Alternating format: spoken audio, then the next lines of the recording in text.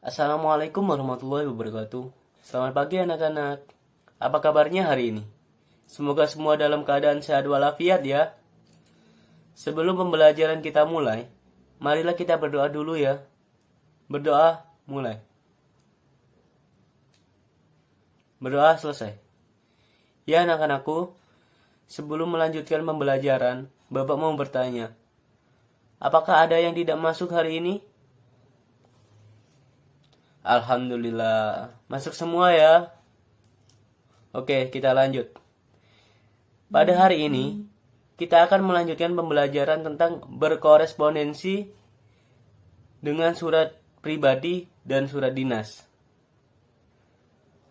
Bisa dipahami anak-anak?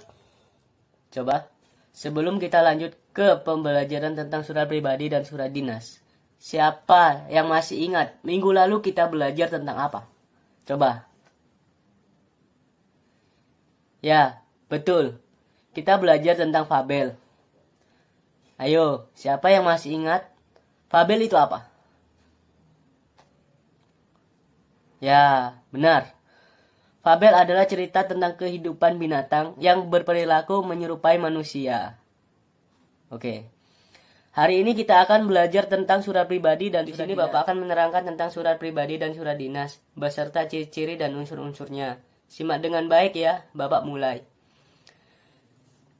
Kita mulai dengan surat pribadi. Surat pribadi adalah surat yang digunakan untuk berkomunikasi secara pribadi, bersifat tidak resmi, dan berisi tentang masalah pribadi seseorang. Surat pribadi biasanya ditulis oleh seorang individu atau perseorangan untuk orang lain atau instansi lain.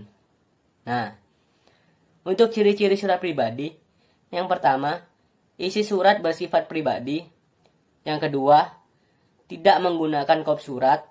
Yang ketiga, bahasa yang digunakan boleh tidak resmi, ragam bahasanya akrab. Yang keempat, salam pembuka atau penutup bersifat non-formal. Yang kelima, penulisan lebih bebas. Itu untuk ciri-ciri surat pribadi ya anak-anak. Sekarang untuk unsur-unsur surat pribadi. Yang pertama, tempat dan tanggal penulisan surat. Yang kedua, tujuan surat. Yang ketiga, salam pembuka. Yang keempat, isi surat. Yang kelima, salam penutup. Yang keenam, identitas pengirim surat. Itu untuk unsur-unsur surat pribadi anak-anak. Apakah ada yang ditanyakan tentang surat pribadi dan ciri-ciri dan unsur-unsurnya? Apakah bisa dipahami anak-anak? Bapak akan menerangkan surat dinas atau surat resmi. Surat dinas atau surat resmi adalah surat yang dikirim oleh suatu instansi atau lembaga kepada perseorangan atau kepada instansi lain yang berisi hal-hal kedinasan. Baik. Untuk ciri-ciri surat dinas, yang pertama, terdapat kop surat dan nama instansi ataupun lembaga. Yang kedua, adanya nomor surat dan lampiran. Yang ketiga, terdapat salam pembuka maupun salam penutup. Yang keempat, menggunakan bahasa resmi. Yang kelima, terdapat stempel instansi atau lembaga pada surat. Untuk unsur-unsur surat dinas, yang pertama, terdapat kepala surat atau kop surat. Yang kedua, terdapat nomor surat. Yang ketiga, tanggal surat. Yang keempat, terdapat lampiran surat. Yang kelima, terdapat perihal surat. Yang keenam, terdapat alamat surat. Yang ketujuh, terdapat salam pembuka. Yang kedelapan, terdapat isi surat. Yang kesembilan, penutup surat. Yang kesepuluh, salam penutup. Dan yang terakhir, identitas pengirim. Itu untuk surat dinas ya anak-anak. Apakah ada yang ditanyakan tentang surat pribadi dan surat dinas? Oh, tidak ada ya. Baik. Bapak memiliki satu video yang menerangkan lebih jelas tentang surat pribadi dan surat dinas. Simak baik-baik ya. Bapak akan memutarkan videonya sekarang juga. Di zaman yang sudah maju sekarang ini, saat semua sudah serba digital, mengapa kita masih belajar tentang surat?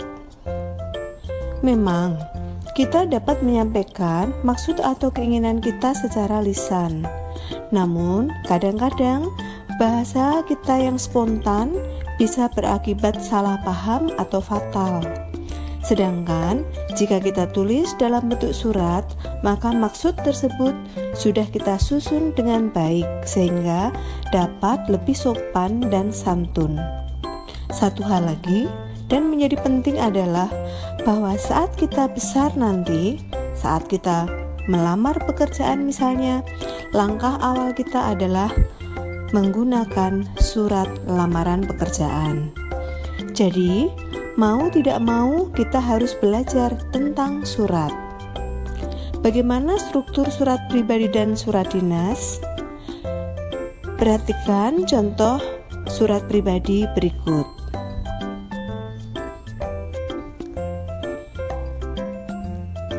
Berdasarkan surat pribadi di atas, unsur pembangun surat pribadi adalah alamat, salam pembuka, kalimat pembuka surat, isi surat, penutup surat, salam akhir, nama, dan tanda tangan.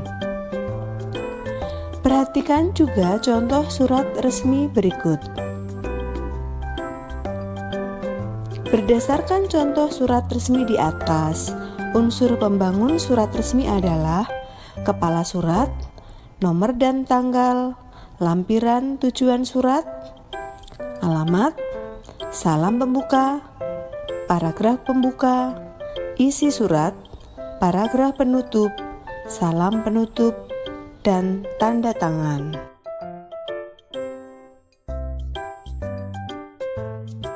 Dari kedua contoh surat di atas, kita bisa melihat perbedaannya bahwa di dalam surat dinas terdapat kepala surat, nomor dan tanggal lampiran, serta tujuan surat. Perbedaan kedua adalah kota penulis dicantumkan dalam surat pribadi, sedang dalam penulisan surat resmi tidak dicantumkan karena sudah ada dalam kop surat. Perbedaan yang ketiga, tujuan penulisan surat pada surat resmi dicantumkan secara eksplisit, sedangkan pada surat pribadi tidak dicantumkan secara eksplisit. Mari kita telaah bahasa surat resmi dan surat pribadi. Surat memiliki berbagai tujuan. Tujuan yang berbeda memiliki kosakata yang berbeda. Ciri penggunaan bahasa pada surat pribadi. Pilihan kata sapaan bersifat pribadi, kata emotif atau ekspresif. Bahasa surat pribadi tidak formal tetapi santun. Pilihan ragam bahasa tergantung siapa penerimanya.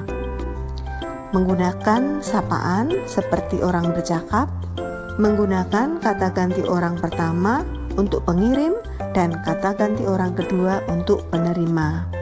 Dan ciri penggunaan bahasa pada surat dinas adalah pilihan kata bersifat formal, bahasanya bahasa ragam baku.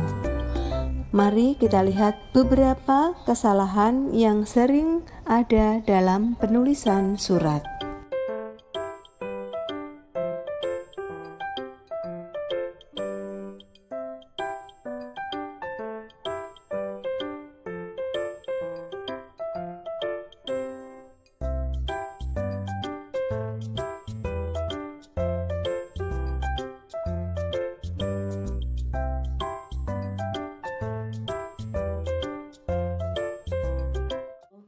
Jangan lupa, nanti setelah pembelajaran ini selesai, bisa klik link yang sudah Bapak kirim ke grup WA ya.